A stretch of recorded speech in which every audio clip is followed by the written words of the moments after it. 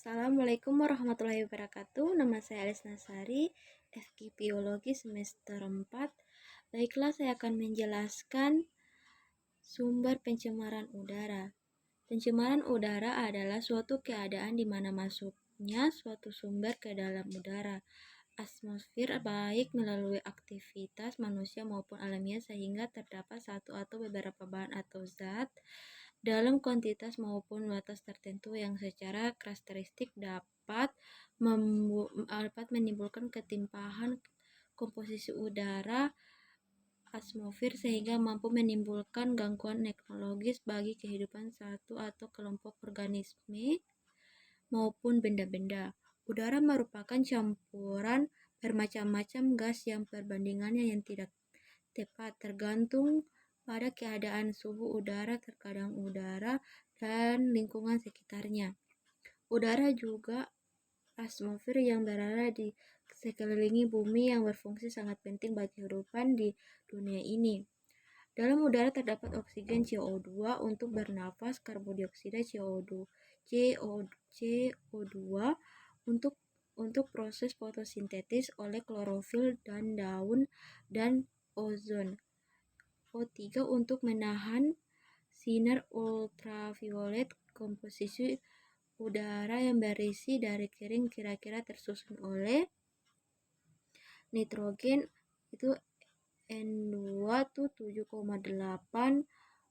0,9% volume, oksigen tuh O2 21,94%, argon AR 0,93%, karbon dioksida CO2 sama dengan 0,032%. Sumber pencemaran udara terdiri atas satu pencemaran primer. Semua pencemaran yang beredar di udara dalam yang hampir tidak berubah yaitu sebagai hasil dari suatu proses. Contohnya yaitu SO2 yang dikeluarkan dari cerobong industri peleburan atau pemurnian logam. Yang kedua CO atau NOx atau CO4 atau SO2 yaitu bahan gas penggunaan dari tempat industri yang melakukan pembakaran bahan bakar batu bara. Yang kedua pencemaran sekunder. Semua pencemaran di udara yang sudah berupa karena hasil reaksi tertentu antara dua atau lebih kontaminan atau mempunyai pencemaran sekunder untuk merupakan hasil antara pencemaran primer dengan polutan lain yang ada di udara.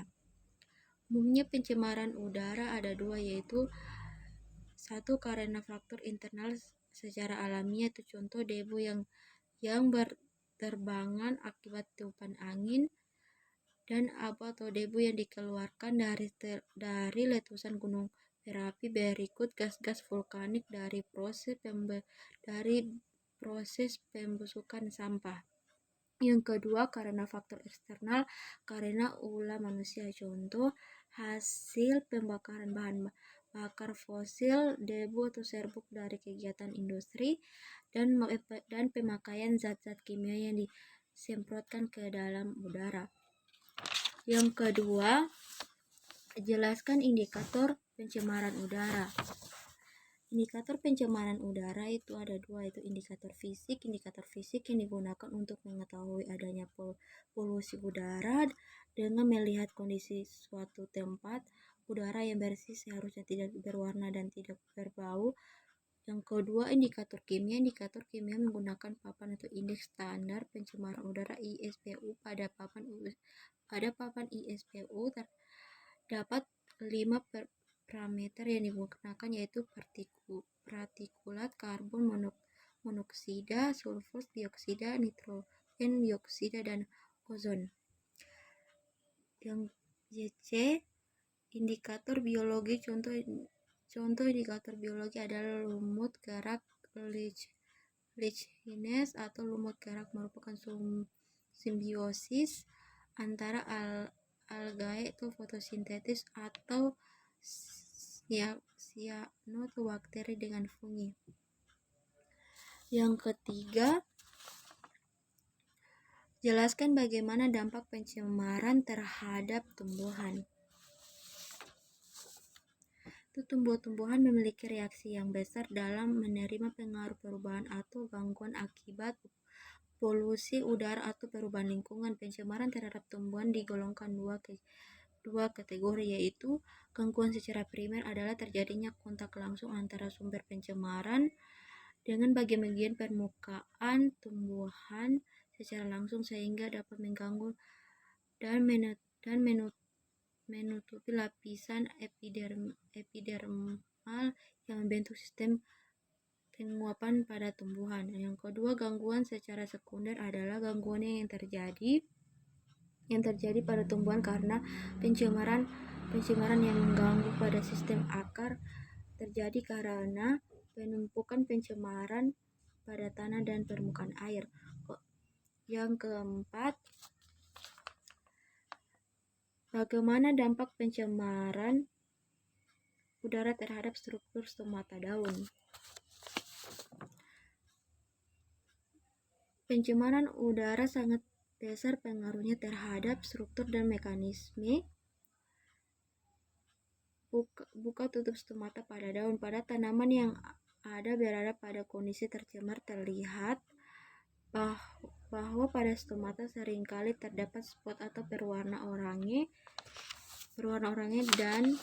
dan pada mulut stomata sering kelihatan lebih tebal. Pada tanaman yang berada di lingkungan tercemar, partikel yang menempel pada permukaan daun berasal dari 3 proses, yaitu 1. Sedimentasi akibat gaya gravitasi. 2. Tumbuhan akibat turbulensi angin. 3. Dan pengendapan yang berhubungan dengan hujan. Yang kelima, jelaskan cara tumbuhan beradaptasi terhadap pencemaran lingkungan.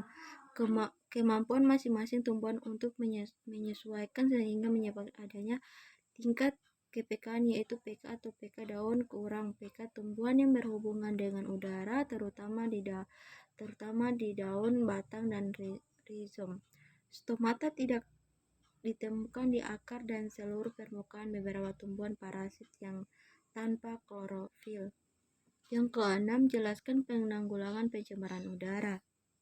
Pencemaran udara sangat diperlukan tindakan atau upaya serta cara-cara penanggulangan pencemaran udara karena pencemaran udara memiliki akibat atau dampak yang sangat besar.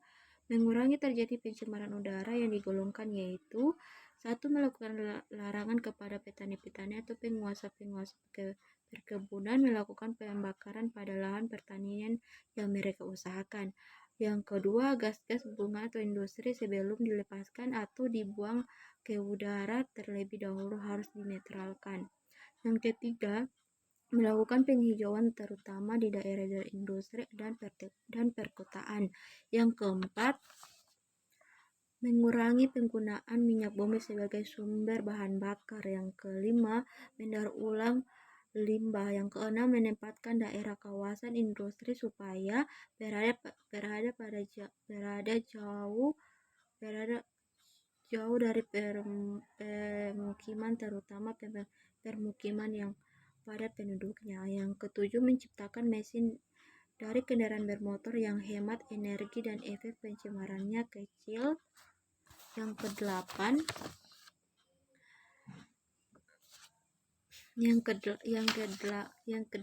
membentukkan penyaringan udara sederhana. 7. Jelaskan bentuk rekayasa lingkungan terhadap pencemaran udara. Rekayasa lingkungan adalah integrasi prinsip-prinsip ilmu pengetahuan dan teknologi untuk memperbaiki lingkungan alam, dalam hal ini udara, untuk menyediakan udara yang sehat. Beberapa rekayasa dalam pencemaran udara adalah membangun cerobong atau asap suatu pabrik pada ketinggian tertentu, membuat saluran pembangunan untuk pencegahan kebisingan atau pengendalian faktor atau penyakit, pengolahan sanitasi atau transportasi, dan pengolahan pencemaran udara. Sekian dan terima kasih. Wassalamualaikum warahmatullahi wabarakatuh.